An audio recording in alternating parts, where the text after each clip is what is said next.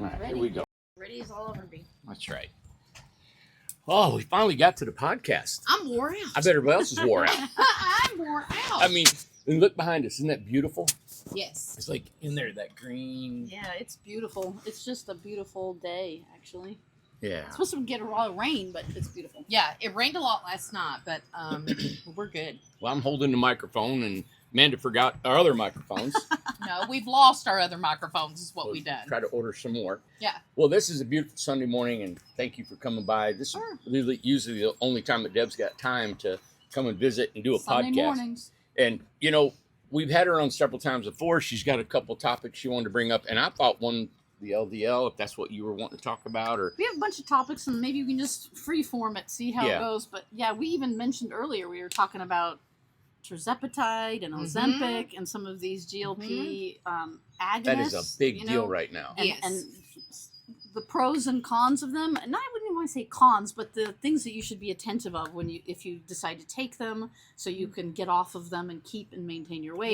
Yeah. And I have my own personal experience if you want to share that, because Deb found out something and I found out something. We both found out, which has been beneficial to other people now. So. Definitely. Yes. So that's a big weight loss thing right now, right? And then we can talk about LDL if you'd like, which is what they call the bad cholesterol. So we can talk about how to decide what your target should be, your target LDL, and it's not a one size fits all target, you know. Yeah. And so we can talk about that, and then you know, we already talked about low back pain a little bit earlier, but if we wanted to touch on that, we could. And then I could tell you a little bit about my recent experimentation with trying to extract the beautiful, lovely aroma of some of these springtime flowers, and what I've learned doing that, which is I had thought I knew how to do it, and it turns out there's more for me to learn. So well, good. And that's because everybody is using, people are going out in their yards and grabbing dandelions and eating them. Yeah, they just are now. They're rinsing them off and eating them and stuff. So it's like, are we supposed to do that? Are you gonna? Yeah, we can talk about that. Too. Pay for it later in the bathroom, or what's going on? Right. Yeah. Yeah. Dandelion root and dandelion leaves both have specific actions that can be healthy, and there's ways to incorporate those into your diet the right way. Yes. Probably not the aerial flowers as much. You know, the actual yellow flower as much as the roots and the leaves. Yeah. Oh, well, so that's So the thing that I want to get first is that, I call her Doc Deb, and and she graduated from Bastyr University out of Washington State, right? Yeah, it's in Washington. And so she was a 23-year engineer. She got accepted into the Naval Academy, the God help me, Air Force Academy. Oh yeah, I got accepted to all of them, but all three of them was accepted. Now that doesn't happen. That's like the stars lining up. You've got to. Her whole life was lined up to go to these president academies. Worthy, isn't it? Don't they all go to the Naval Academy and all that? She should be a ruler of Mars. Don't you know put me on a pedestal. This is fine. But what an amazing! Her whole childhood was to focus on and getting accepted in those. She got it, and then she went to the Naval Academy, and then she got out of there and went to another college, and then she was an engineer for 23 years and invented so many patents on so many things. I mean.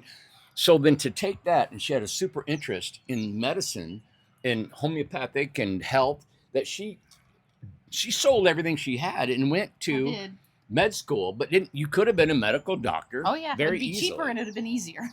But she went to the homeopathic, university. Well, it's a naturopathic school, and yeah. homeopathy is just one of our modalities. We have like 7 modalities, and that's one of them that we're training. Right. Yes. Okay. And anybody that's met Deb are just amazed by her energy, about her knowledge. And in one thing that I really learned when I talked to her, so the difference between really, really, really good doctors and people and other doctors is their ability to research and to learn, and then to be able to give that back out to their people, their customers, their patients. And when she needs to learn something, she will go immediately and research it and do this. And it's not just, let's get a couple stories. What do you want? I just want to hold it just so it doesn't move around. I know that I can hold it in the middle. I'm nervous. Yeah, you're gonna be all over the place. I can be still. Yeah. Yeah. And, but that's what I've learned from her is, like, you go to your medical doctor and you go in there and you sit down and, hey, I've got this. Well, we're going to get you an x-ray. We're going to give you a pill. We're going to give you something. Where she will research this and understand and look at you and take her time. And I know she spends hours with one patient, and she's never compensated enough for their time. And I hope that I can help you with that in the future. And we're trying to give her her due, you know? Right. But that's been my interest for years, or most of my life. My mom, when she was here, about all this stuff. And so and I'm going to let you go, but I have friends who are into, making dandelions, eating all this stuff. Right. Everybody knows about home health remedies and all this stuff. Right. But one thing I love when I hear her, I'm like, I don't do any of that stuff, because there are so many other contingencies that makes this thing work. And she knows them. Mm-hmm. So it's like going to a professional to get things done, instead of going to somebody who's, well, I've been doing this for 13 years and this has worked this way or that way. Well, 3 things that you said. She has the experience. She has the schooling and everything like that. That's one of the things that you've got to have. Like you said, a big difference of, hey, I've been doing this for 13 years. I followed this TikToker and all this kind of stuff. Not saying that there's things that they say are not right. There's a lot of truth in it, but she has the actual schooling, the actual training for it. Number 2, research. That's just a big thing right there. And the third thing, communication. So those 3 things I think are just key with going with what all that she's saying is that she has such a foundation to build on. And it's so foreign to a lot of us, like the way I was raised. Randy thought of organic farming, he said, when you were in high school. Yeah. My brain, 100 years ago. I've never thought of organic nothing. I never thought of any kind of homeopathic nothing, any kind of alternative medicine, other than you go to the doctor, you get a shot, and you get some antibiotics, and you go home. That is the majority of us, okay? So this may be something brand new to you. It may be something that, I know it's more than what it was, just like with tiny homes. It's more than what it was. Yeah. So these things are becoming almost a new norm. So we just want to bring some experience, research, communication here so you can understand. Well, what's doing that is people are getting fed up with their medical doctors. They're fed up with it. And they're not, they don't want to take the drugs anymore. And there's so many side effects with statins, and everybody's, it's becoming more mainstream. Well, I follow a couple guys mainstream, and they're multi-millionaires, but all they do is they use 10% of what she's talking about, and they exploit it in a beautiful marketing way that everybody jumps on this red light and then, hot and cold. Well, there's nothing wrong with having an alternative. Being an American, being in the United States of America, it's about choice. So we want choices. I want a choice. If I want to go and get a shot and antibiotics and whatever I want to do, that's my choice. If I want to do both, if I want to go her path and their path, it's my choice. So we want to get, it's just like with the alternative housing. We are wanting to give you a choice, and that's what we're doing today. With no further ado. He loves saying that. I love doing it. Is that how you say it? I feel like I'm on the without further ado. I think what did I say? I'm not sure. With no. I have brain fog. I don't know. With no further ado. Without further ado. Yeah. Or no for anyway. You guys are hysterical. Well, moving on. Moving on. All right. So yeah, I want to just mention one thing is I'm not against conventional medicine, not at all. Not at all. I think I'm so happy and grateful that we have such great Western medicine. We have a lot of amazing diagnostic tools that can help us get down to what's the problem. And I like to think of myself working hand in hand as a natural health education consultant. I take a lot of my clients will bring to me the results of the diagnostic tests that they've had, x-rays. You showed me your x-rays. I'm so glad we have them so we can see what's going on. And then that will help direct me in saying, okay, these are the things that studies have shown that can help with this, right? But I don't treat or diagnose. That's what the doctors do. Here, my role is more of an education consultant. And I encourage people not to believe me. Don't believe me. I want you to go do your own homework. I'm hoping to give information that then will stimulate some of your own thinking and maybe give you the tools to go see this might actually help me, right? Absolutely. And it doesn't help everyone. Like I have a client who's one of my favorite clients, and just this last week, she threw out her back and she tried and tried to get better. It's not helping. I tried all my tools from my little toolkit from massage therapy, and nothing's helping. Whole body vibration didn't help her. So she got a steroid shot, a corticosteroid shot, and I'm glad she did. Because now she can move. Too much. Yes, the pain's too much. And then also, simultaneously, she got sick and she got an ear infection, and, her eardrum ended up bursting, and so like I'm glad she's on antibiotics now. So she went and like she's not the person to go the conventional medicine route, but I'm so glad she did. Right. So that way we can then get her back. So sometimes there is a time and a place for conventional medicine, Yes. and I'm glad we have it. Absolutely. So I can't help everyone in every circumstance, but sometimes maybe that's not the first thing you should go to. Well, and two, I mean, with saying that, I mean, with traditional medicine, they can't help you all the time. That's right. So it's the same thing. It's in anything that you do. Sometimes you just can't please somebody. Sometimes you just can't help someone. Right. It's just the way it is. But the majority, this, like having a choice to be able to say, you know what, I want to try that path, or my injury or what I have going on can go on I can work on it for months, or do I need something immediately, like right now? Yeah, and sometimes it's a combination of both. Yeah. And like or a phased approach. You do this and then you phase in more natural so you can wean off the pharmaceuticals or something. Absolutely. So that's what I try to help with is, okay, and I have several clients that are on, Ozempic and tirzepatide, and I'm not unhappy about it. I'm glad that they, in their cases, like to get their weight, into a manageable direction, that is probably the right choice because they are so stuck in their weight, right? And it's not where I usually go first. It's not my first choice. I like to try something else first. But if we've tried the other things and they are still stuck, and then if they want to try that, and that's up to them, it's their choice. Then I say go for it, but then let's be very deliberate about it and try to come up with a plan that once you're at the weight that you like, then we have a 3-month wean off, and we wean you off of it for 3 months to try to get your body able, so you don't have this rebound. So let's talk about the rebound. So I have this firsthand. I just now switched over. I was on tirzepatide. And I was on I think it was 7.5 was my dosage, milligrams, whatever it is. So they just, my regular doctor just upped me to 10, and she's moved me up. So Deb and I, this was last October, I think the first time we did a podcast.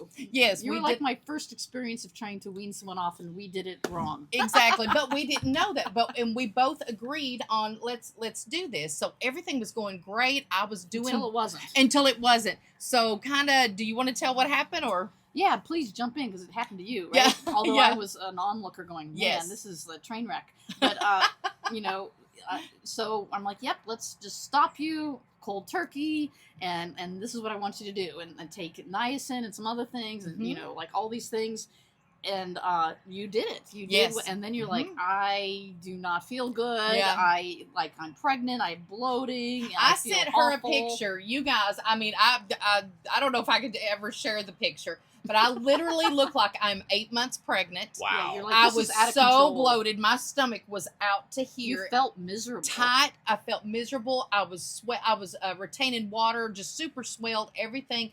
And I was like, oh my God, what's happened? I'm dying. So I'm dying. So I text Deb and I was like, I don't know what has happened, but something has happened here by stopping this shot. So that was by the weekend. It was just a few days. Yeah, it didn't take too long. It didn't take too long at all for this to happen. So then I text her, and she did research immediately, and you found out what? Yeah, I found out that in many, many cases, clinical studies have shown that, I don't want to say it's impossible to get off of it, but most people, from a statistical standpoint, if they just quit it, they have a rebound effect. Yes. Which means they feel way worse than they ever felt before getting on it, and they actually gain more weight than they had when they were on it before. Wow. And that's a little scary, right? Like, so that's not what you want. Very scary. But I don't want to squash everyone's like, so oh my gosh. So to kind of give you an idea, because I always like numbers, and I'm sure Deb does too, is that I weighed 178 the day that I quit everything. That's right. And I had went up to 190, let's see, 188 or 192. Anyway, within a week. We're talking, I had gained that. Not only did I retain water, not only did I bloat, swell, all this kind of stuff, I absolutely could not. Hey guys! Absolutely could not stop eating. Right. Yeah. The hunger is insatiable. Like, I have never experienced anything like that. Yeah. And I don't know what it did to, and plus, Deb and I talked this morning about this. going through menopause, Yeah. being older, I think made a difference because she has a story about someone younger who was able to do this.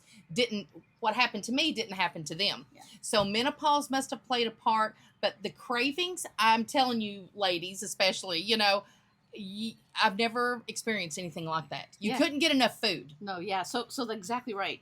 And yeah, what you just said is I have at least 2 clients that are in their 20s who were, fairly overweight, needed to have some weight management going on. They took Ozempic, so not even tirzepatide, which is a dual GLP agonist.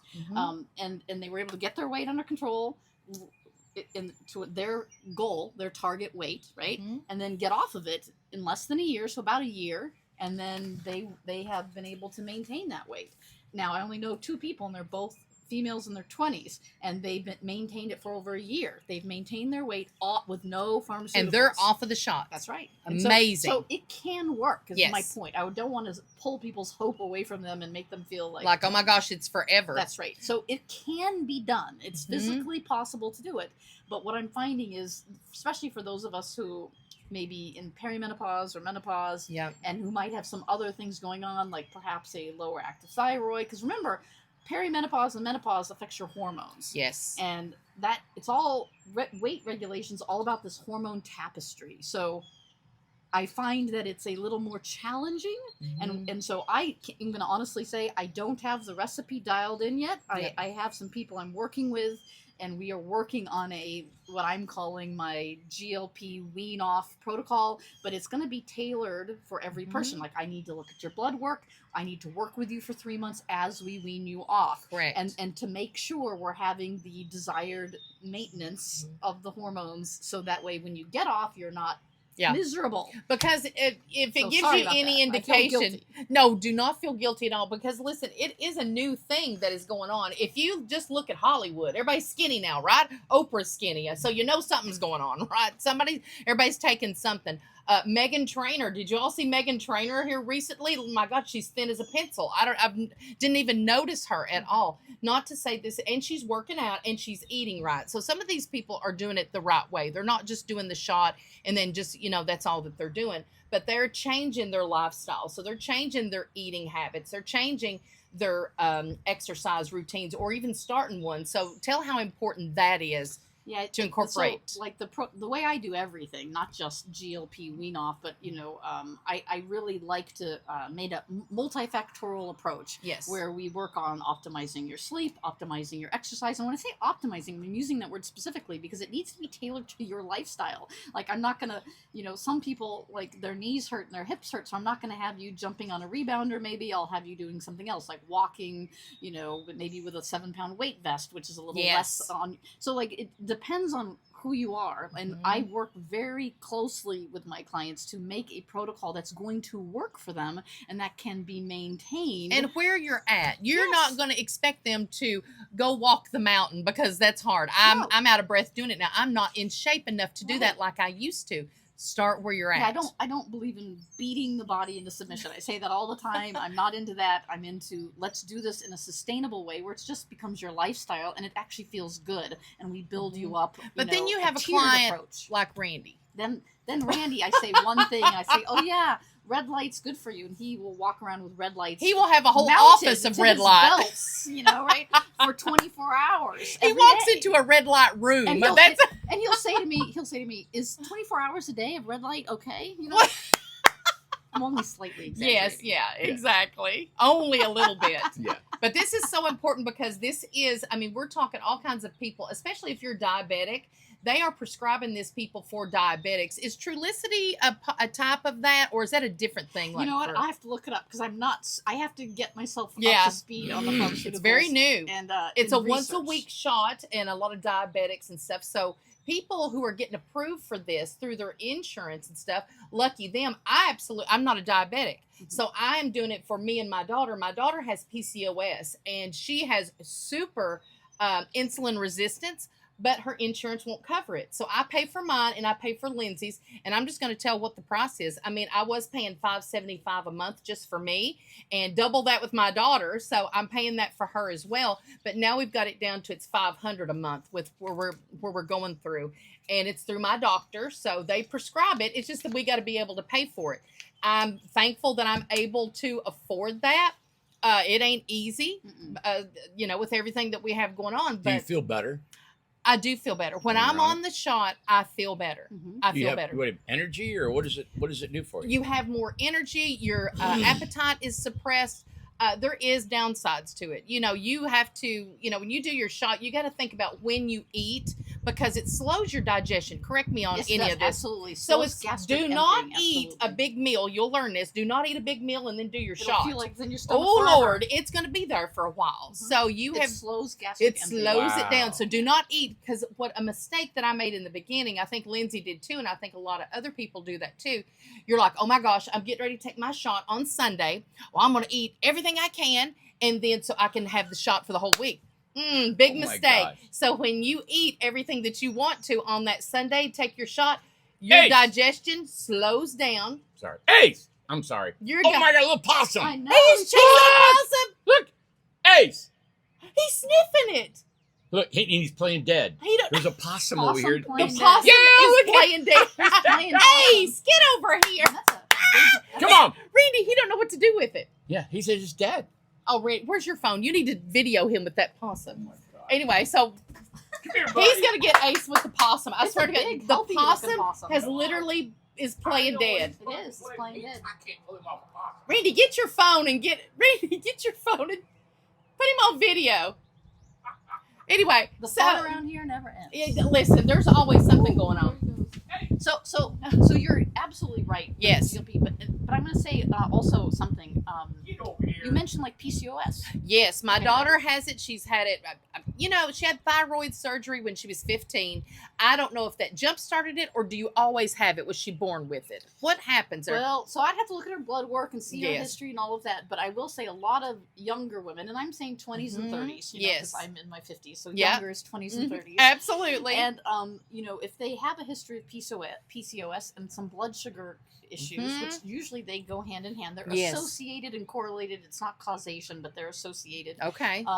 I've had a lot of amazing results with people who have a history of PCOS with myo-inositol. So myo-inositol is a form of a B vitamin. And I've had young women who have had fertility issues, trying to get pregnant, and they have mild, PCOS or some blood sugar issues. They take myo-inositol, it regulates their blood sugar, and then they are pregnant like within 3 to 4 weeks. It's crazy. So if you don't want to be pregnant, be careful with the myo-inositol. Exactly. Sometimes I have to combine it with a D-chiro-inositol, so a myo-inositol, and it's just a supplement, and you can look it up on Amazon and see all these different ratios of the two, but that helps regulate blood sugar for everyone. Really? And so if it's a mild issue, like a younger person responds better, faster to that. And so like if you're thinking of going on Ozempic, but you're like, I'm only about 30 pounds overweight or 20 pounds overweight,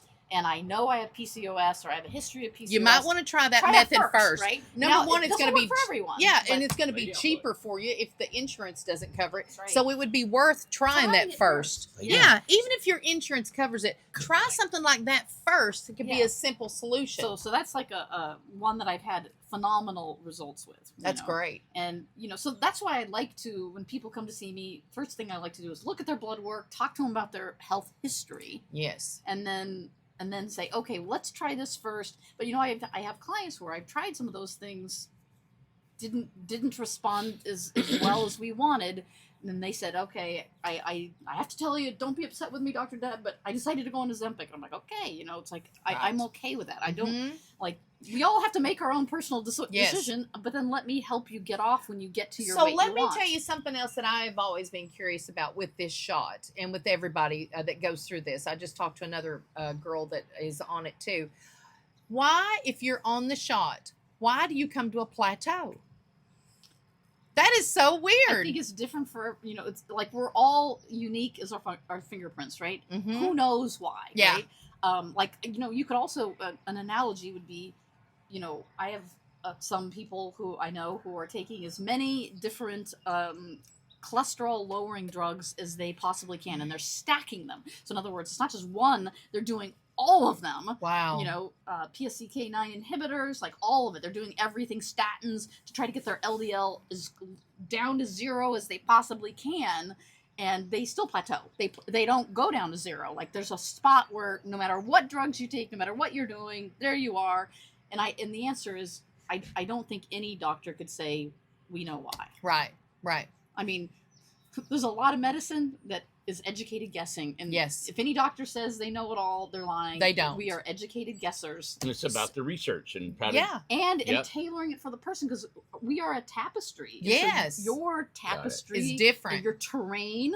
This I always think of wine and the French culture of viticulture, like growing. You can have the same exact grapevine, the root stock, from the same root stock, but you plant it in California and you plant it in France, and you'll have a different tasting wine. And it's because of the microclimate, environment, which they call the terroir, right? And I love that word, terroir. And so it's not just the grape varietal, which is the root stock, but it's also the terroir, and those two together create this wonderful, beautiful wine, and it's unique. Even just a mile away can have a completely different terroir. So we have a different terrain. With you saying that, and before we get into the LDL, because I know you're going to get into that, because I'm curious about statins and all that kind of stuff like that. So the oh gosh, I lost my thought. Hold on a second. I have to think here a second. So with the terroir, yes, terrain. Yes, with the terrain. Oh my gosh, it had to do with the terrain. It'll come to you. Yeah. So I believe our bodies are like the terroir of growing grapes. The same root stock in you will have a different result than the same root stock in me. Like a drug or a vitamin or a supplement is going to be different in each of us because of everything. Even if our thoughts change things. So. That's what it was. Okay, so I grabbed my thought here whenever she said that. It is, how much does stress affect plateauing? See, I think that's why I've plateaued, is because of stress. Stress affects everything. Okay, so stress is a big factor. Absolutely. Your adrenal glands sit right on top of your kidneys, like a little beanie cap, and they affect everybody. Such a good community around here.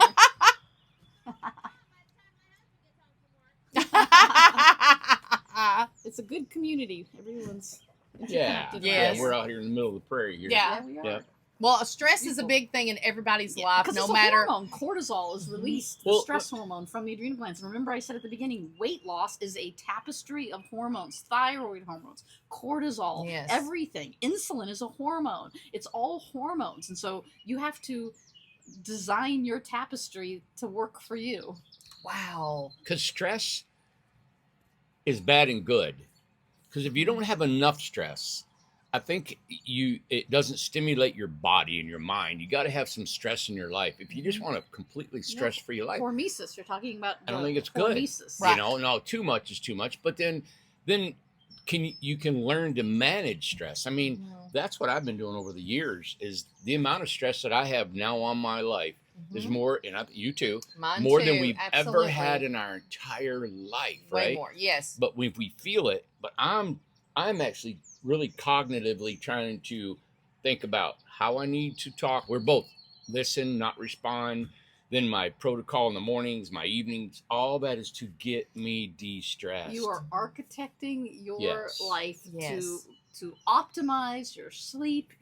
This is optimizing your hormone tapestry. It's like being an architect of your own life, and that means your body and everything around you, because we are not separate. Our psychology, our mental state is not separate from our body. We are integrated. We are integrated beings. Yeah. No, I'm the manager of my body and my life, then it's my fault. Yes. Right.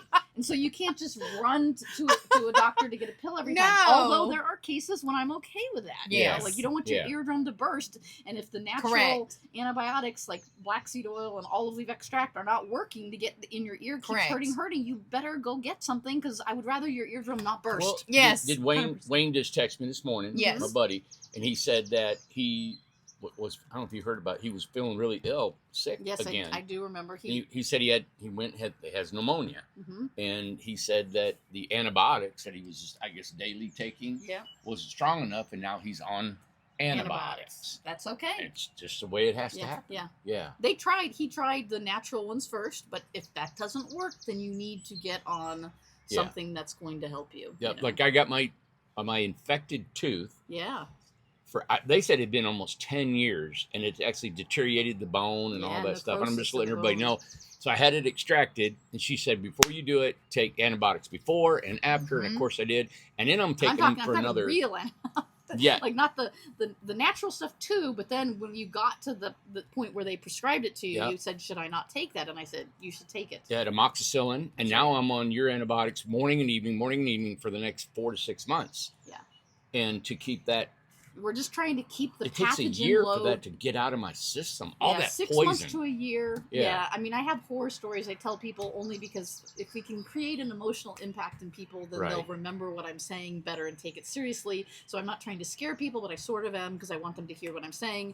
Because I had a really, really good friend named John McElveen, who was a machinist, and because I was an engineer. You know? So he was a good friend for a long time, 12, 15 years. And he told me, hey, Deb, I'm and I was in medical school at the time, so I was not yet a licensed physician or anything. He's just talking to me on the phone. We're just touching base during Christmas vacation, right? Yeah. And he's like, I'm about to have popliteal artery surgery. That's the artery behind the back of your knee right here, right? And a lot of people will have what's called leg claudication, where when they walk or do anything with exercise with their legs, their lower leg, that's this part of your leg, will start aching really bad, like aches, right, and hurts. That's called leg claudication, and it's because plaque. Is it a block? It's plaque buildup, just like people get pain in their hearts, like an elephant on their chest when they have their coronary arteries have plaque in them. Well, any muscle that doesn't get blood, right? Any muscle, including the heart, right? But also, if you don't get blood down in your lower legs because you have plaque buildup right here, then you are going to get ache. This muscle will ache when you start walking. And it's peripheral artery disease. And so what they can do, though, is this. When people tell me their popliteal artery behind their knee is causing leg claudication, I say, that's a God wink. You should be happy. You just got to get out of jail free card, because what happens is if you have it's going to move up. No, it doesn't move. You have it in your heart.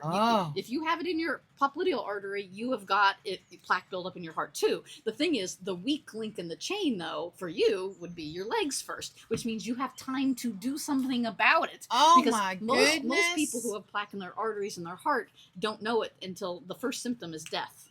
Wow. Right? Now, leg claudication, the first symptom is your legs ache. And you're like, oh. That was probably mom. That was probably my mom. She passed away. She fell dead instantly. We didn't have an autopsy, but she smoked, she ate bad, things like that. That's usually the first symptom that you have coronary artery calcium. The first symptom is death. So if you have a chance to feel it, that's a God wink. Like, you're lucky. That's awesome. Thank God. You can do something about it. Yes. Leg claudication is even better, because then you have time to fix it everywhere, all your vasculature, as you fix your legs. And how do you fix that? So they do surgery, they open up the popliteal artery, and they get the plaque out, and because it's very accessible. Like, you don't have to break open your breastbone like you do for coronary arteries. Yes. This you can get to it really easy. You can actually feel the hardness. It'll feel crunchy.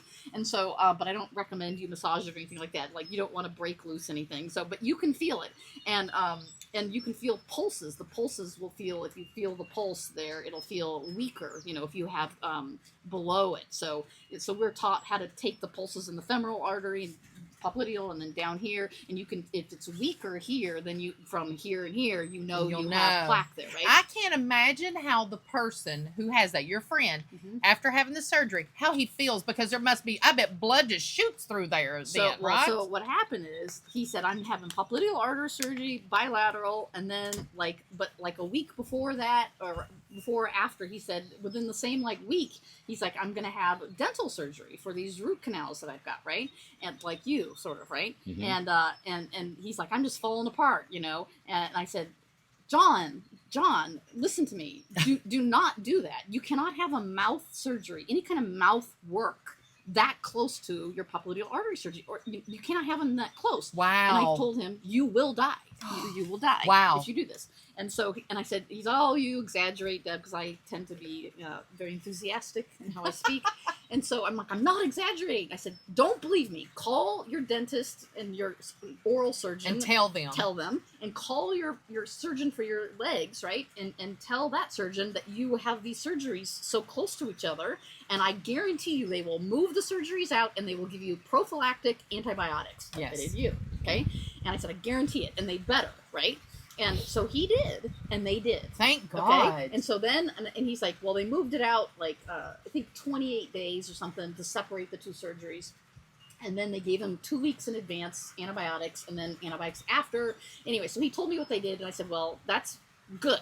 You do it all. You know, even though I'm usually against antibiotics, I'm not when it comes to mouth. And so I said, do it, that's great. I said, but I would prefer you to move the surgeries out by 6 months, minimum 6 months, meaning anything you do with your mouth should be separated by 6 months to anything else, okay? What's your worry there? Because it sounds scary, but what is the worry, the actual so worry? I'll tell you what happened. He did the surgeries the way they recommended, which is only like 2 or 3 weeks separated, and then 3 months later, he was dead. Your friend died? Yes, he did. He died, just like I told him he would. Yeah.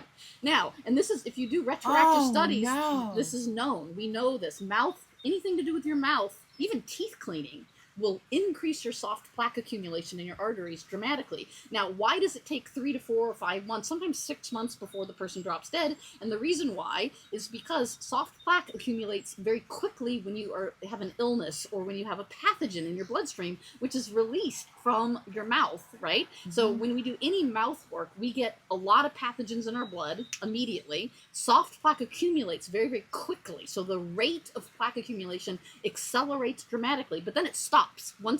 Especially if you, in the soft plaque will accumulate less fast if you have antibiotics. If you take antibiotics to keep that pathogen load down, okay? But soft plaque in and of itself isn't instantaneously a problem. It's when it ruptures that it's a problem. So what happens is, why does it rupture? So the plaque accumulates, the soft plaque, and all these macrophages get in there and start chewing up all the oxidized LDL that's under the basement membrane between the endothelial lining and the musculature of the artery. Because people think it builds up like a pipe, and it's not like that. Okay. The actual oxidized LDL goes under, it shimmies between the endothelial lining and gets under the endothelial lining. Oh, really? So there's an endothelial lining cap. There's what we call the fibrous cap that caps the plaque in, okay? So what happens is, but then all that fat, that oxidized LDL, is not supposed to be under the endothelial lining. So what happens is these monocytes follow it in, follow the oxidized LDL, and they say, that's not supposed to be here. They turn into a macrophage and they chomp it up like a Pac-Man, right? Yeah. And then that creates a foam cell. So the foam cell gets bigger and the plaque gets bigger, and then eventually, after a few months, if you're still accumulating soft plaque very, very quickly, it gets the foam cell gets a necrotic core, which means it starts rotting. This fat starts rotting. Okay? No! And so then that rotting brings in enzymes to try to get rid of all that rotting core. You got a hurricane going on. Okay, so then what happens is those enzymes like to eat things up. Enzymes degrade fibrous tissue. Well, if you have a fibrous cap that's holding everything stable, and now you're eating away at the fibrous cap from the underneath, now it ruptures, and it's like a zit that just pops, right? So then the plaque ruptures, and you have splooging out all this crap into your bloodstream, and your bloodstream's like, that's not supposed to be here. That's a wound. The endothelial lining, that's the healthy cells that line your blood vessels. Now you have a wound, and so it sees the rupture as a wound, and then thrombosis happens, and you make a clot, like a scab on your skin. It makes, and so it's the thrombosis that occludes the vessel, not the plaque narrowing the arteries. It's the rupture and the healing of the rupture. So you're like, well, how do I make the fibrous cap not rupture? Like, well, then you don't want the enzymes chewing up the necrotic core, because that's what makes the plaque vulnerable to rupture. Because we all have plaque. I guarantee you, if you did a carotid artery, we have to. But it's stable, and that fibrous cap is hard, and you're okay, and it's not going to kill you. But you don't want it to rupture. So let's go back again. What causes the soft plaque accumulation? to happen so rapidly that Yes. this whole cascade of events happen. It's a high pathogen load in your arteries that happens from 2 different surgeries super close together. Oh no! Wow. It So- just overwhelmed. Yes. You get Yes. it's overwhelmed. So you that's You why I can say- take one surgery at a time, but you can't do 2 and 3 at a and time. especially mouth. Too much. Anything to do with your mouth will get pathogens into your bloodstream quickly. And so they've proven by doing DNA analysis of the plaque in the carotid artery from autopsies and otherwise that it's from your mouth. All of so it's what causes carotid artery stenosis? It's your mouth health. Your pathogens in your mouth cause the carotid artery stenosis.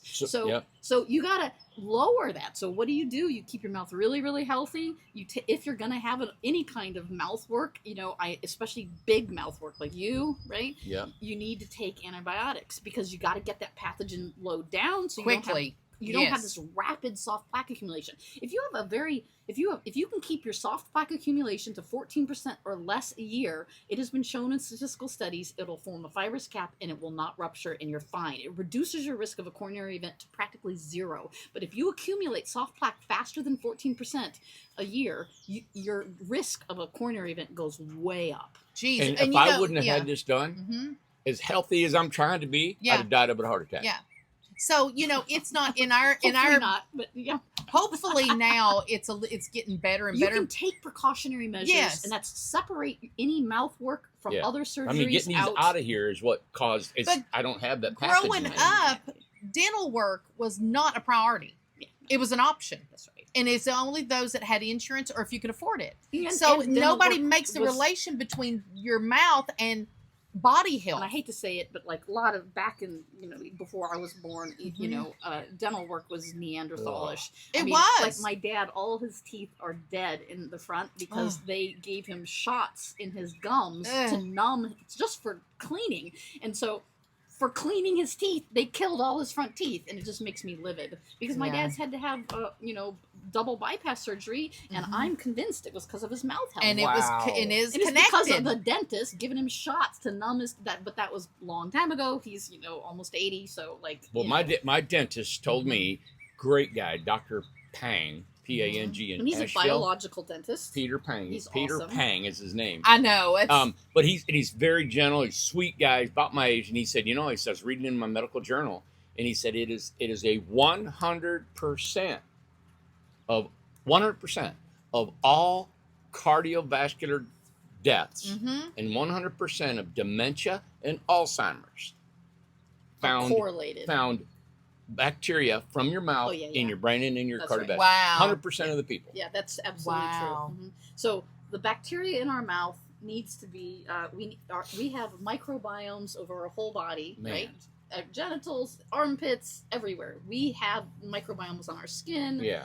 On our feet, everywhere, right? You have to optimize the microbiome in your mouth. And I just learned recently, which was shocking to me, that if you use Listerine or a mouthwash that is very antiseptic, so it doesn't have to be Listerine. I think they might have some better ones now, but if you kill the bacteria in your mouth, which is what the purpose of that is, right?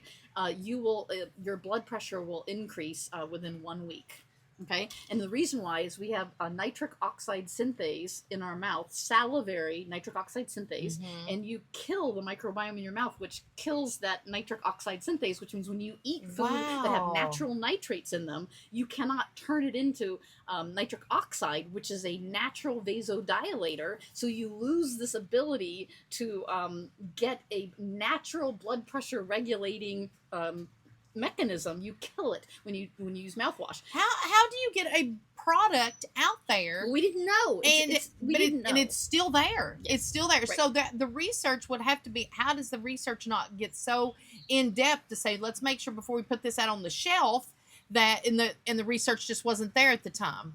Any doctor or anybody that says we know what we're doing is lying. We are educated guessers, and we learn more. We learn more. So for bad breath, I mean, I know that's something simple, but bad breath tells you a lot about yourself in many ways. Absolutely. How do you fight bad breath? If it's just what is bad breath? Number one, that's halitosis. You can make sure you don't have any hidden dental abscesses, right? That can cause a lot of bad breath. Okay? Correct. A sinus infection, a chronic sinus infection, can cause bad breath. Okay. There's also an internal detoxification thing. So if you take chlorophyll, so like there's these little liquid soft gels called Chlorofresh. I love them. They have chlorophyll in them. They also will purify your blood. They're a blood purifier, but they are a natural internal deodorizer. So your farts won't smell as bad. Your BO won't smell as bad. Your breath won't Really? smell You as need bad. that. You need a gallon of that. What is that? And so, like, as a massage therapist, you know, you're right in people's faces, massaging Yes. and everything. And so I started taking it a while ago for that reason, because I didn't want to be breathing in people's faces, Yes. right? You know, with bad breath. So, and it works like a charm, and it helps you detoxify, and it purifies your blood, and it's just a win-win-win, and it works like a charm. So if you have bad breath to the point of like there's that people notice and stuff like that, does that mean there is something going on maybe with your liver or with something? Do you need to just tell your doctor that, say, hey, listen, I'm having an issue? Number one, I would first confirm that I don't have a hidden dental abscess. Correct. Number two, I would make sure I use a sinus rinse, a saline sinus rinse. I would brush my teeth, right? Then I would do a saline rinse with saline and xylitol. Okay. Xylitol is awesome for your sinuses and for your mouth. Do not drink it, though. I don't want you consuming it. But xylitol is an anti-adherent for bacteria. So if you have some tenacious bacteria that's stuck on the mucosa of your sinuses, if you rinse with xylitol and saline, it will make it let go so you can get rid of it. That's Is a the neti pot. the xylitol a liquid that you put in the neti, No, or is it a powder? You can buy it in a big 6-pound bag, and you can get it from Amazon, and it's Okay. usually corn-derived, or it can be birch bark-derived. There's a big controversy over it. Molecularly, chemically, supposedly they're exactly the same. I prefer the birch bark derived because I don't like all the things we're deriving from corn and all the processing. Right. But I cannot tell you for sure why. Okay. So use your choice. if I go to Walgreens and I get the sinus pack, do I put that little packet in there and the xylitol? What would you put in the neti pot? So I highly recommend. That's a great question. And so if you come see me, I always show people, if you look up on Amazon Neil Medi, so like Neil Med, Neil Med, I think is, they have these little bottles that you squeeze. Yes. Okay. And you can, and they're normally blue. The box is blue, and it has all these little saline packets, 50 packets with the bottle, right? And it's just a squeeze bottle, but it's actually nice because it works great. You can do it quickly. Less than 30 seconds, you can rinse your sinuses out. You got me one. I've done it. They now make that same brand, one that's a green box, not a blue box. Okay. It's a green box. And the packets that are in there have xylitol and saline premixed. Together. Yes, already. My God, Okay? well, there it is. Because this is proven. I'm not making this stuff up. Like, this is, been clinically proven that if you can rinse with xylitol and saline, it's an anti-adherent. And the thing is, xylitol is sweet. So it actually it tastes Xylitol good. is in chewing gum, right? That's Sugar-free gum? For the same reason. It's an anti-adherent. It see. will prevent plaque and tartar buildup on your teeth, and it'll prevent what we want, which is we don't want bacteria sticking, because it's the biofilm that sticks on your teeth that lead to the tartar and the plaque. So she you got want me to with. break the biofilm, and you can do that with xylitol. Yeah, she took me. I got coconut oil. You put xylitol on it, put it in your mouth, and you just squish it for 10 minutes. Okay. Yep. Which is a long time to me. It is. I'm so impatient. And don't spit it in your sink if you do. So I tell people, and I show them when they come to see me, I said you can take a little coconut oil on a little spoon, not a big spoonful. You want just a little bit, like just a teaspoon at the most on your... I'm sure Randy does a tablespoon. I probably need to back off because I had a tablespoon. I'm sure. I'm going... Right, He's yeah, got it all your in there. saliva will start mixing with it, and then you'll be too much in your mouth. And I take the spoon with the solid coconut oil, right? Nice. And then you dip it in a jar of xylitol. Yep. You just dip it, and it sticks to it. And then you put it in your mouth, and you can add a drop of essential oil of cinnamon or essential oil of clove. Don't do too much because those can burn. But and then swish it around with your saliva for about 10 minutes. It heals and draws the bacteria away from your teeth, and it just creates a healthy microbiome. And this has been proven in studies. And then you spit it in the trash can, not in the sink, because coconut oil will, and not in the shower, because then it'll solidify over time. And you trap your pipes. Yeah. Like your mom had bacon grease in your house. Yeah, absolutely. That's right. So, Mom used to put it down the sink. All right, so we're going to do a segue into because this is so important, and everything you've been talking about has been fantastic, and I think that everybody wants to know about that. It's the questions that I try to ask the questions that they're thinking, because I'm thinking it too. This LDL, tell us about this and statins. What is a statin? And I'll be right back. You guys keep going. What's the LDL? What is this stuff? Okay, so statin is an HMG-CoA reductase inhibitor. Okay, still don't know. Yeah, that's right. So it's a it inhibits an enzyme that's very high up in the physiological chain of events. Okay, so it's sort of like putting a dam really high upstream, And that has all kinds of consequences downstream, because there's a lot of downstream Okay. and a lot of tributaries that now are affected, you know, but whereas like a drug that affects something lower in the physiological chain of events is only going to affect a few things because it's further down. I see. HMG CoAs, which is an enzyme, is way up high in the physiological sequence of events. So while we know what it does, it basically inhibits your liver from making cholesterol. Okay. So the way I tell people, or the analogy I like to use is, let's say you have a highway, you know, like, I worked for many years in the Washington, D.C. area. We had a beltway. Yes. It goes around Washington, D.C., right? Right. And I said, okay, you got this beltway, and that's your circulatory system. It's blood going in and out of your heart, and you got this highway, right? Okay, and it's in a circle, like a beltway, right? And so all of it has to go through your kidneys, and your kidneys filter out and equalize your electrolytes. That's your sodium and potassium, and you know, that's why blood pressure is largely related to kidneys, because your kidneys do electrolyte balance, okay? Liver, though, deals with fats. So it is your liver that decides what cholesterol should be in your bloodstream. Only 10 to 20% of your cholesterol in your bloodstream is related to what you eat. It's more related to your liver and the physiological triggers that your blood is telling your liver. Really? We need more triglycerides. We need more LDL. We need more HDL. And so your liver makes that decision. And what tells the liver to make the decision on which of the low density lipoprotein or high density lipoproteins, you know, or triglycerides, like which ones should it be releasing? It's your blood and what's in your blood that tells your liver what to dump out. Okay? Really? So you're like, well, what in the liver? It's not all of what you eat. That was interesting. You just said that it's minimal of what you eat. Yeah. It's more, well, it's related, okay? It's related. It's what's in your blood, and what's in your blood is related to what you eat. What you okay? eat, But correct. it's not the cholesterol that you eat that raises your cholesterol. It's the sugar that rates sugar. Okay? Oh. So glucose in your blood and insulin in your blood, which is a response to glucose in your blood, because insulin's a hormone that pulls glucose out, right? So if glucose is high, insulin becomes high. And those two tell your liver to dump things into your bloodstream. Like Mountain Dew, right? Yeah. So high fructose corn syrup, but specifically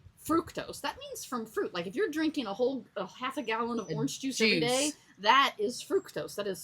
That is sugar from fruit. Fructose, sugar from fruit. That will raise your triglycerides like this. So triglycerides will go through the roof if you drink Mountain Dews or sodas that have high fructose corn syrup, or Red Bull, or the energy drinks that have high fructose corn syrup, or salad dressings, or fruit juices, barbecue sauce. Barbecue, oh my gosh, that's just high fructose corn syrup right there. Now you can get some good ones, and if you want, you can email me. I have an awesome recipe for sugar-free barbecue sauce that's sweet, that does not use xylitol, because you should not consume xylitol in your gut. Okay. You should use other sweeteners that are safe. Yes. Okay, but my mom makes a barbecue sauce that we refined the recipe, because my dad loves barbecue sauce.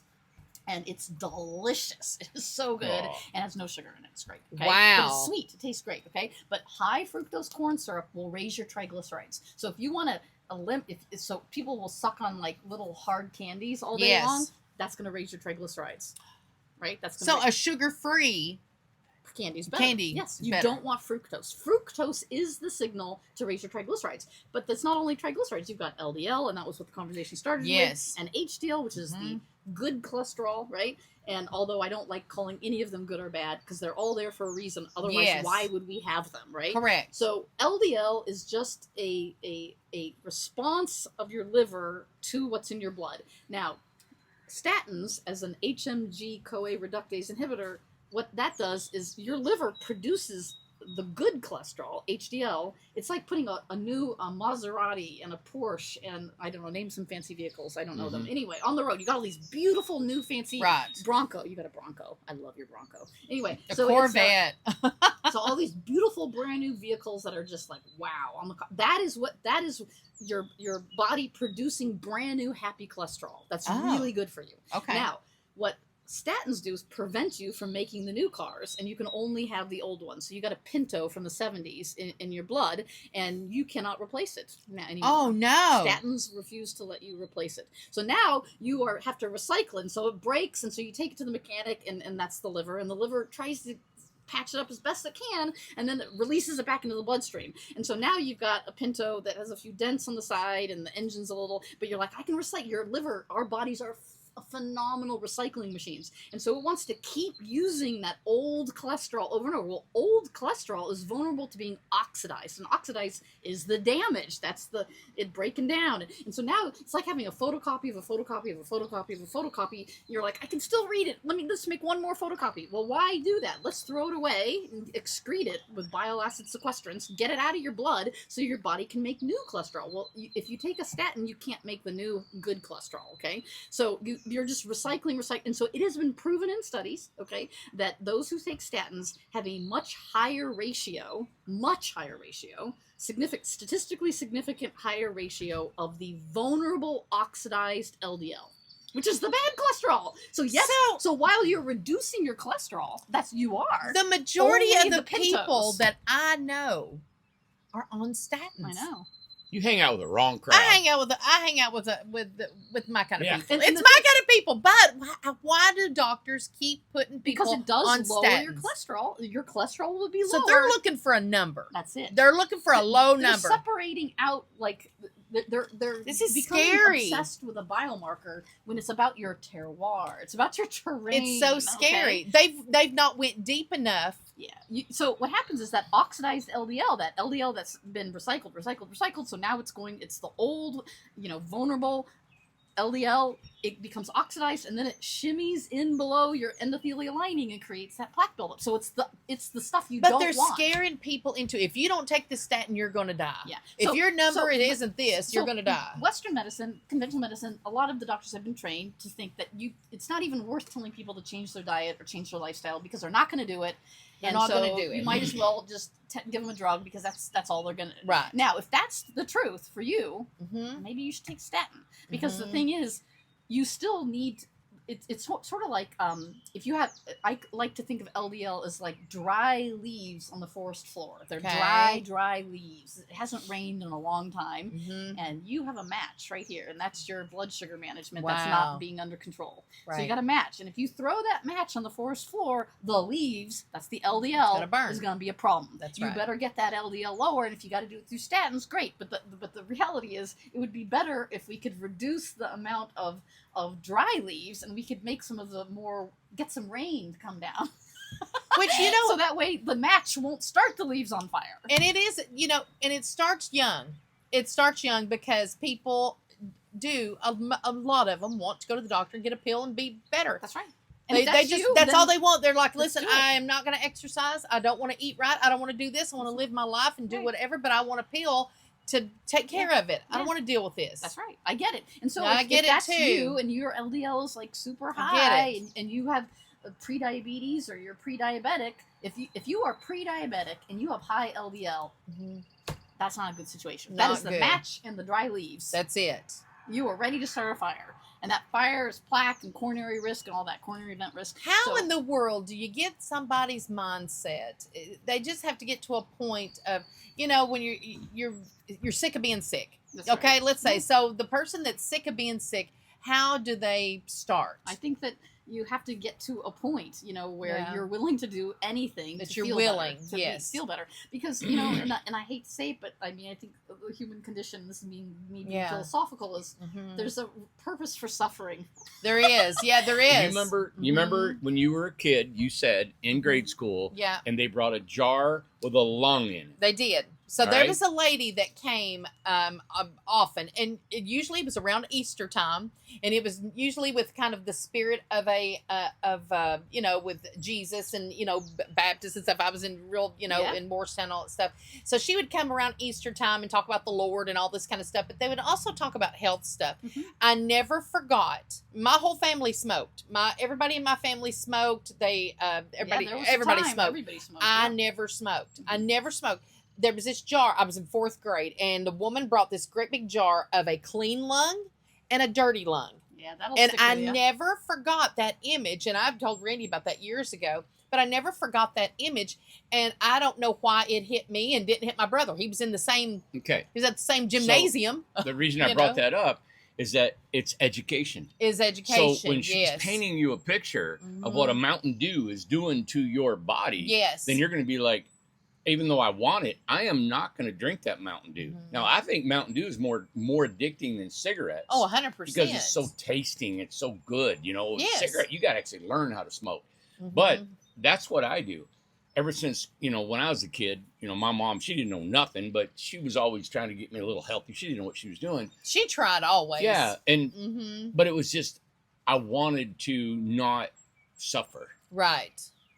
And that changed my mind about everything. Human, like if you're just so healthy, you feel awesome, and like you're drinking Mountain Dews every day, and you feel awesome, which is what a lot of young people can get away with for a decade. Yeah, you know? for a while. Yeah, sin is for a season, and then and they won't stop because why should they? They're feeling they amazing, feel great. They're base jumping, they're water skiing. It catches up with you. Yeah, and like you know, and then all of a sudden, you know, something happens that make you suffer. Like I had a friend who was awesome at wakeboarding, and he would just do these crazy flips with his wakeboard, and with no thought of this could injure you, right? Because he was young, and he but then one day, like something, his rib got pushed in, and after that he was a lot more cautious wakeboarding, right? Because he's suffering. So I hate to say there's a purpose for human suffering, but like until we realize you can't be sometimes it takes something to get your attention, you know, and then, you know, because somebody could come up to you, and you know how it is.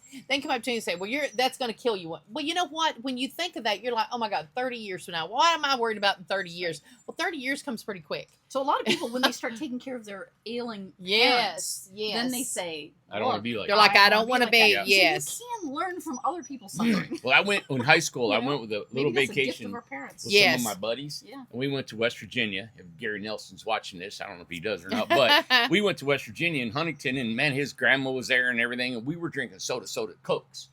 Drinking Cokes. And I didn't really drink a lot of Cokes, right? That's all we had. We were drinking. And man, I think I got a kidney infection or something here back in my back. Oh, and them guys were great, and it destroyed me. Yes. And I said, I'm never drinking Cokes again. It was suffering that made me not drink Cokes anymore. So that was a God wink. That's what my mom likes to say. You know, like, you know, so I think that, you know, some people say, well, I know my friends and they can do all this and it doesn't hurt them. But me, even a little bit of bad food or bad, you know, if I eat not organic meat, then I hurt. And I'm like, you are lucky. That's what I tell people. You are lucky. You're lucky. Because that's going to force you to change and be healthier before you find out you have cancer. Like, because you couldn't tolerate even a little bit. And so that's going to help you change before it's a problem. Right, exactly. Okay? So, like, it's when people are diabetic and they can't feel on their feet and they get a wound on their feet, they don't know they have a wound on their feet and they can't look at the bottom of their feet to see it. And so it's the pain that helps us correct the problem. Exactly. Okay? So, like, if people tell me, you know, I'm not a lucky person, or, you know, I'm so sensitive, and I'm like, you are lucky as a heart attack. Yeah, that's right. Really lucky. Well, when I was a teenager, I had allergies so bad, and I went to a chiropractor, and he grabbed my back and hit them two nerves. You know, went, poof, cleared up, and then he vibrated my head. But he said, you need vitamins and all this stuff, and I'm like, it helped. And I was like, what else do I need to be doing? That's right. So, and I was only 18 when I started doing it. When we met, we had, Randy had bad sinuses, and after a while, or allergies, and then they were gone. But we changed my diet. Well, we got on Flonase and everything, because all kinds of things, everybody was doing Flonase, and it was still not helping him and things like that. So, and then it finally, when you changed your eating, I ended up just getting rid of dairy. Yeah, dairy. And some other things in my life. And it just stopped. I mean, for 30 years in the spring and fall, it was just snot and eyes like sandpaper in my eyes and sneezing. And then it went away, and it was like, you know, in years after we were together and stuff, I was like, my God, you don't have that anymore. I carried a hanky for 3 months in the summer and the spring and the fall. And it was awful. They have not. This brings a thought into my head, but they have now found that people who have a high histamine response, meaning that's what you're describing. Like you have maybe potentially a magnified response to pollen, right? Mhm. Histamine. And people have mast cell activation syndrome and stuff like that. They are now finding an association between that and undermethylating, which is that MTHFR gene SNP that we've Which talked is about. weird enough. Mm, I and I have do it have too. that. Yes. So I And I have have it, it. and Randy There's some has it. association. Do you have Wow. it? Yes, I do. So we all three have it. Yeah, but so they are finding about 30 to 40% of people in the U.S. and more so with Caucasians have, or at least heterozygous, which means one copy from one parent of this MTHFR gene SNP. And what is this? So people like you, if you Google it or you go onto YouTube and type in MTHFR, you'll see all kinds of videos come up, and they'll say, "Do you have the MTHFR defect?" I don't like using the word defect. Defect, right. And some will say mutation, and that's more accurate. Okay, Mhm. but I like just to say it's a genetic variation. Yeah. That is more common with Caucasians. It's quite common in the U.S. Okay.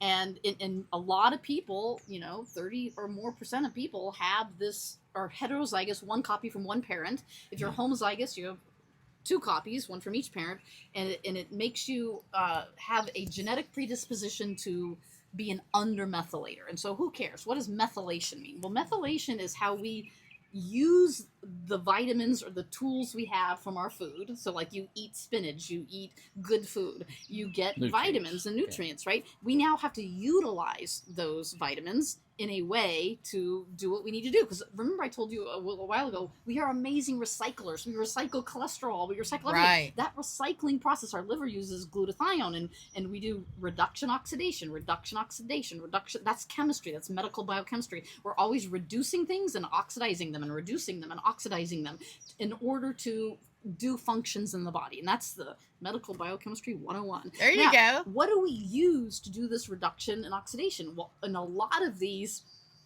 chemical things that help us work, enzymes, we do what's called methylation. So, and that's a CH3 molecule, and it's how we convert things into usable forms. Okay.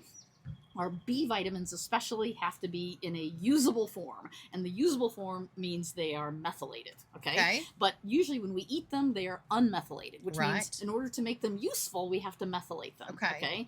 And but if you are an undermethylator, and the 3 of us are, then you cannot. What do we do? You cannot methylate them, right? Yeah. You need like 5 times as much magnesium. So that's what I started doing. Is like, for me, usually B vitamins and magnesium are the 2 things that you have a problem with. Yes. And so it can cause OCD, obsessive compulsive disorder, really, mood problems. She thinks that my OCD might have been Yeah. And so anxiousness, of tendency towards anxiety, right? Irritability, insomnia, all that's related to methylation. Wow. It has to do with, because we use methylation for everything, right? So it's like it affects everything. But those are some common ones. I would get, even as a teenager, I would get muscle cramps in my arm like this because I was a swimmer. So I was using that muscle, and I would cramp up like this, and I would have to like go like this and like cramp, and then when I was cyclist, it would be my legs that are cramping up. That's under methylation. I'm eating magnesium and I'm getting it from my food, and it's in my bloodstream, but I can't use it. It's not getting to the tissues. So what are some things you can do? Well, number 1, you can increase your vitamin consumption of magnesium and B vitamins, but you have to have the bioavailable forms. I was going to say, what kind of methylated? So like folate is the biggest biochemical pathway that's affected by the MTHFR gene SNP. Okay, and so folate, B9. So if you just take folate, you just take B9, a vitamin, you're not going to use it. In fact, what I find from functional blood chemistry analysis is people will have really high folate in their blood, and they'll have really high B12, like over 2,000. Like they are not B vitamin deficient. They've got it in their bloodstream. But their homocysteine, will be really high, which is a sign of B9 deficiency. Wow. But you're not deficient. You're like way up. Well, what happens is it's in your the blood, wrong kind. but it's not taking the exit off the highway. It's just going around in circles. You're not being able to use it. So with that, so that's one of the number one So with indications that, your blood work shows that you have it, and that's when they can't figure out. Right. Well, your blood, you're fine. You've got plenty. That's right, but you don't because so when I see high homocysteine or elevated homocysteine and high B12 and high B9, then I know they're either hetero or homozygous for the MTHFR gene. So what was the specific test that they need to ask for Was there a specific test to find out we were that way? If you want to be extremely diagnostic, you can go do 23andMe, and you can find out they'll tell you, your genetic analysis will tell you if you have the gene step. But you don't need that. Like, to me, I don't even care about that, right? I mean, what I care about is, are you having a functional problem? That means, because sometimes people have it, but they've learned to adapt to it because their favorite food's spinach and they eat it every day, and they've compensated for it, and like they're okay. Their homocysteine's low, so I'm like, great, then you don't need anything. Like, what's the biggest flag that if they said to you, "I'm doing this," and you would say, "Oh, okay, so you're doing that, you probably have this." What would be the thing that we would know as laymen? High homocysteine. So if they have high homocysteine, that's over 7 in my book. This is not. I don't follow conventional medicine thresholds of high and low. So anything over 7, and if their folate and B12 are optimal or high. So if the homocysteine's high and the B12 and the folate are high in their blood, then I if I was a betting person, I'd say, you're without a blood test, is there a way to even kind of, you would say, I bet you have that. If you have Charlie horses in your legs at night, muscle cramps, if you have you ever known someone where you like tap them on their shoulder and they jump like this? Yes. My mom. An ace. Yeah, your mom. My mom was like that ever. Yeah, that is a heightened startle response. Really? That's magnesium deficiency, and that means she why would you have cramped magnesium? constantly. That's magnesium she deficiency. cramped bad. Why would you be magnesium deficient? And the reason you typically are is because you're an undermethylator. So why do people that... And then I'd ask about mood and anxiety and depression. So it's a lot of clinical presentation, meaning how the client presents. And I'll ask all these questions. Do you have muscle cramps at night? Do you have restless leg? Do you have periodic leg movement disorder? Do you have... And I start asking all these questions. Yes. And then you can be like, yes, narrow it down. There's not just a formula. It's like boom, boom, done. You got to have a doctor. So now and it's very popular now, and I'm just curious about this. I've wanted to ask a doctor about this. Why is it with everybody with muscle cramps now, the very first thing they say, oh, drink pickle juice? What's going on there? It's an more electrolyte balanced. It has some electrolytes in there that's gonna, because remember, muscles act on what's called an action potential, which means you need calcium and magnesium. It's like a teeter-totter. Calcium and magnesium, they're related. And then you have sodium and potassium. It's like a 4-way teeter-totter. And they have to be perfectly balanced. So the action potential, that's the nerve impulse that causes the cramp, to not happen. Okay. And so if one of those 4 are out of balance, then you will have a tendency towards muscle cramps. Okay. And so it could be sodium. Like, for example, me, I love saunas. And so I will do so a lot goes out with sweating. And I typically sweat out a lot of sodium. So for me, I'll become sodium deficient, and I will get muscle cramps all night long after sauna. So now I take a sodium chewable tablet that has a lot of sodium in it. I'll take 2 before I do a sauna. Because you know that's going to happen. That night, I will have muscle cramps like crazy if I don't. Yeah. So, but I've learned that. But it's also magnesium for me. I thought it was potassium when I was younger, and I was wrong because I'd eat bananas and all kinds of stuff. Yeah. And it didn't help with my cramps because for me, it was magnesium and sodium. Right? So it's unique for the person. You got to figure out what you're deficient in electrolytes, right? But one thing you can do immediately, so I want to give this little clinical pearl or nugget, okay? If you suspect you might be heterozygous or homozygous for this gene SNP, take SAMI. SAMI is a supplement that is the most bioavailable. Here it is, right here. What is that? Oh, good. It's the most bioavailable methyl donor, right? Okay, so like if I'll try to get it closer.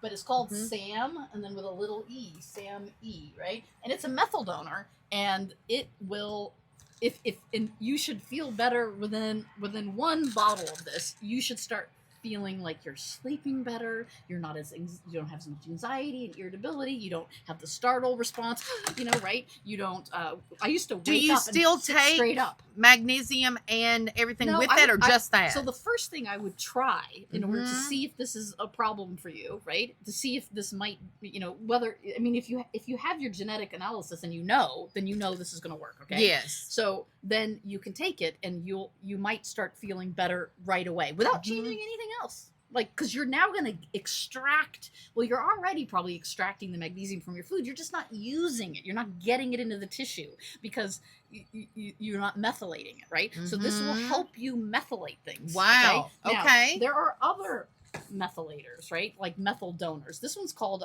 trimethylglycine, and I like this one for people who have more muscle cramp issues. So if it's a muscle cramp issue, and if they have a iron, like they're anemic, right? And they have high iron in their blood, but their ferritin is low for some reason. Like, that's weird. Why would your iron be high and your ferritin be low? It's methylation.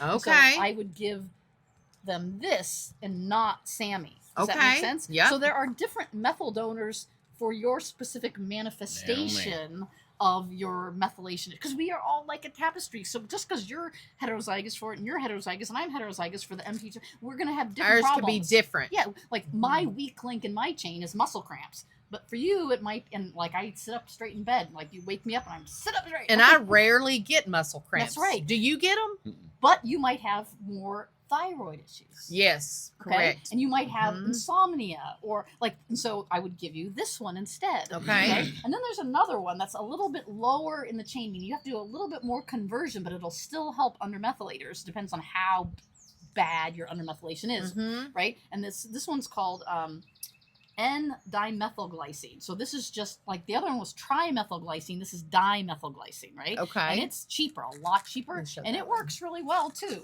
So like younger people, I'll usually give them a dimethylglycine first. And, you know, if it's an older person who's having a lot of anxiety problems and irritability and violent outbursts or aggressive outbursts or rage or something, I'll give them SAMe, right? But I take SAMe sometimes when I'm feeling really, my mood is not regulated, right? I'll take this and I'll take 2,000 milligrams of omega-3 fatty acids with a predominance of EPA to DHA. That's my mood regulation formula, along with B6. We've talked about that, right? Right. Because the B vitamins and B6 in the form of P5P is the methylated form. I mean, it's pre-methylated. I don't have to convert anything. Got it. Right? Now, I don't like, as a naturopath, we like to work at the bottom of the pyramid and work up. So I would rather get my body methylating what I'm getting from my food rather than just supplement with exogenous or external methylated vitamins. I was going to ask you, do you have to, as a human, do you have to supplement? If you can get your body methylating right, then you may not have to have all these other supplements, right? Right. But if you're going to supplement with a B vitamin, I've learned a lot of, in my last 3 years or so, that I've really been trying to help people who are under methylators. Yes. I used to just give them, I'd see this one B vitamin, it'd be low, like their B9, let's say, was low. I'd say, okay, I want you to take 5 MTHF. That is a methylated form of folate. And I would say, take this. And then I'd look at the next blood test and their folate would be great, but then their other B vitamins would be out of whack. And I've learned that the B vitamins work synergistically together. So I never recommend taking one B vitamin by itself anymore. I always say, I want you to take a B vitamin complex, but all the B vitamins in it need to be methylated. And so there's only a couple brands out there. Designs for Health has one. Pure Encapsulations has one that's called a B6 complex, but it's not just B6. It has like B12. Like, people don't know there are 4 forms of B12. And the most common one you get from the grocery store or the pharmacy or whatever is cyanocobalamin. That's not methylated. You're not going to use it. It's just going to be high in your bloodstream and be useless. So, and you're going to be more empty in your pockets with the money, because you don't know. You think you know, and it's more on your kidneys to filter out. Yes. So you need to get it off the highway and into your tissue. You know, like, you don't want it circulating the beltway over and over again. You got to get it out of the beltway, out of the bloodstream and into the tissue. Yes. And so that requires methylation. So you can take the other 3 forms of B12, which are more expensive, but there's methylcobalamin. That's methylated cobalamin, which is methylated B12, right? That would be what I want for undermethylators.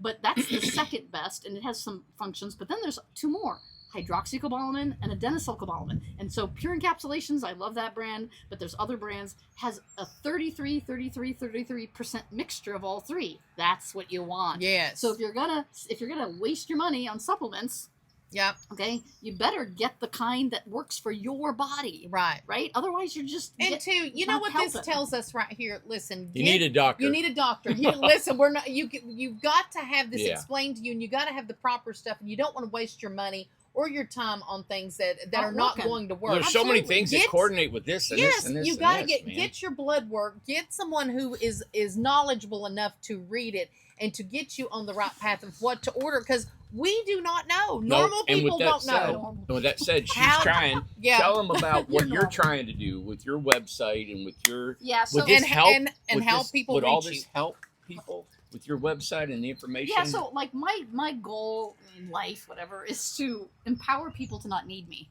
Like Mhm. my best thing is like, you see me, I help you, you never see me again.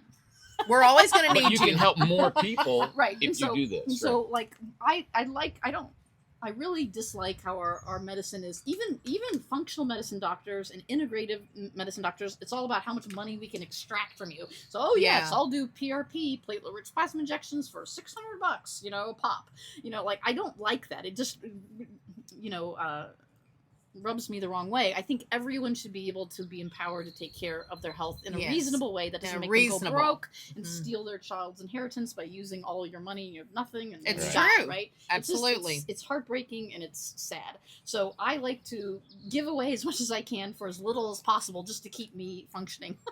And so I have a website. I'm not an IT person, but I'm working with some IT people right now. And I have protocols that because I cannot treat any conditions, right? Unless in states that I'm a licensed physician can I diagnose and treat. And so that for me is Vermont right now. Otherwise, I'm just a health education consultant.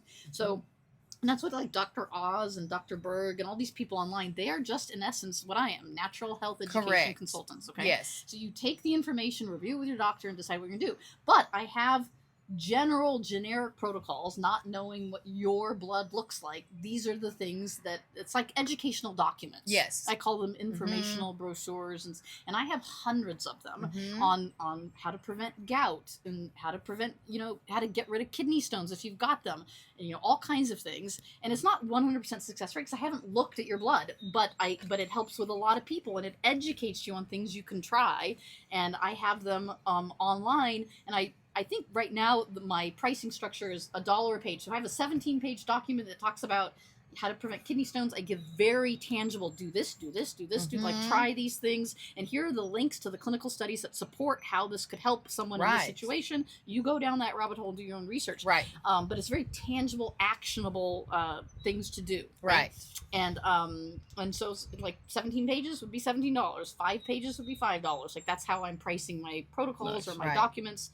And yeah, you go online, and I'm hopefully going to do bundles where if you want 10 of them, because COPD or how to cancer runs in my family, how to create an anti-cancer terrain or whatever it is you want to do. Now, if I'm in Oregon, and I want to reach you, and I want, and I want to get a hold of you and be like, listen, I need help with this. I need you consult me and stuff. How do they get a hold of you, and how does this work? So right now on my website, I have a little inquiry button. You click on it, and then you fill out your name and your email address and phone number, and say I want to make an appointment. And that's the fastest way. What people do is they'll write me an inquiry and say, what do I do for kidney stones? Well, that's to me like you want totally free information. I have hundreds of those requests. Right. I don't usually respond to those. Correct. Okay.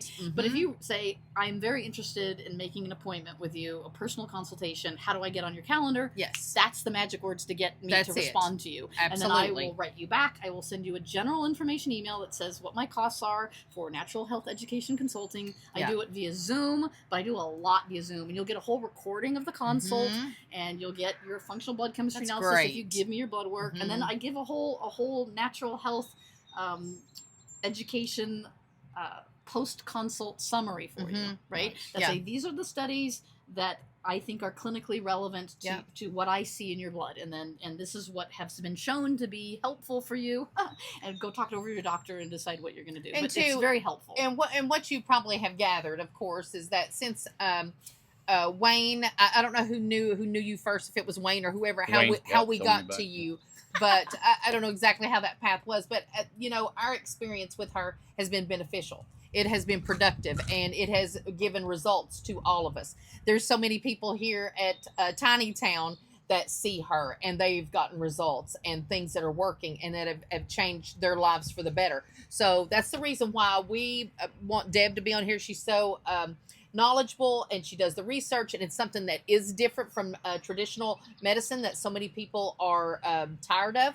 And also, with, like I said, with our tiny homes and the alternative housing, this is just an alternative of medicine that you might want to delve into and help your own health and help yourself. Well, and what I'm excited about is that we're creating communities. Yes. We've got this one here. We got the mountain in Buffalo Creek, and we got Spencer, maybe Nevada and Paducah and stuff. And I've talked to her, and my dream is to have a kind of a clinic at each one of an actual structure.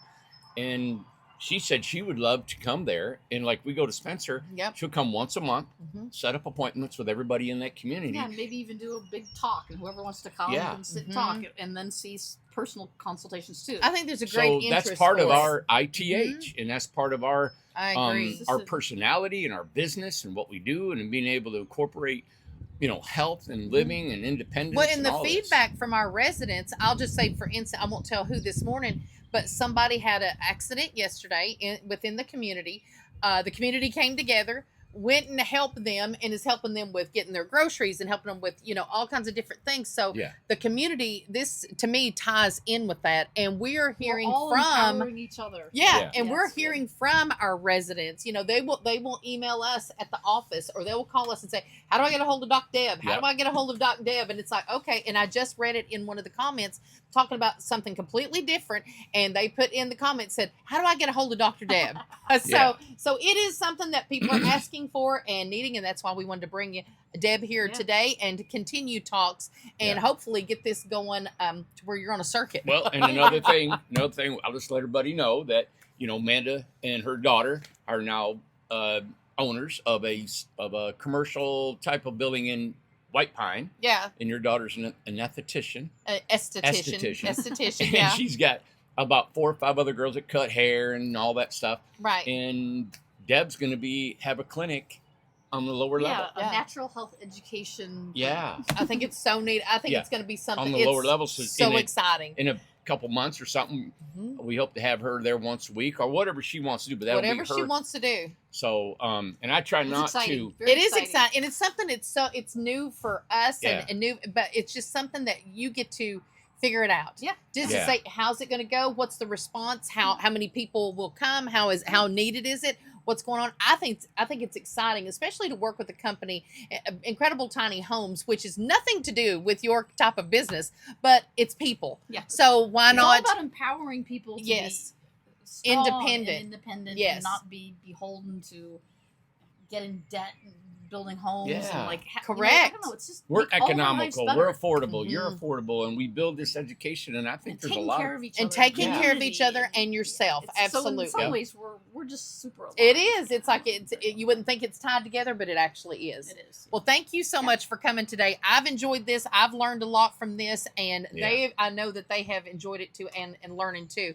But one more time, how do we get a hold of you? Yeah, so my company is Emergent Health. It's just Emergent Health. And if you type that in and Deb in Google, you'll find my website. It's right there. And too, what I'm going to do in the description, I'm going to post her website and how to get a hold of you on there. And then if you go to my website, just click inquiry, give your name and address, and you can ask me a question in there, like what do I do for weight loss or whatever, but then say, but I'd like to make an appointment on your calendar. How do I get on your calendar? And then I open my calendar, and then I write you back and say, these are your dates, and we'll get you on the calendar. And that's how you capture my time. Absolutely. But if you just ask me random questions, I literally have hundreds of people sending me their blood work saying, look at it. Well, I'm not going to look at it until you make an appointment on my calendar. Exactly. Because I have to have some way to sift through it all. Right, exactly. And she's got to make a living, guys. And she's not free. I mean, it's just like, it's economical, but you got to pay her. Exactly. That's right. But you get a lot for your money with me. I spend hours. Oh, absolutely. Yeah. So I I really am devoted to all my clients. I don't.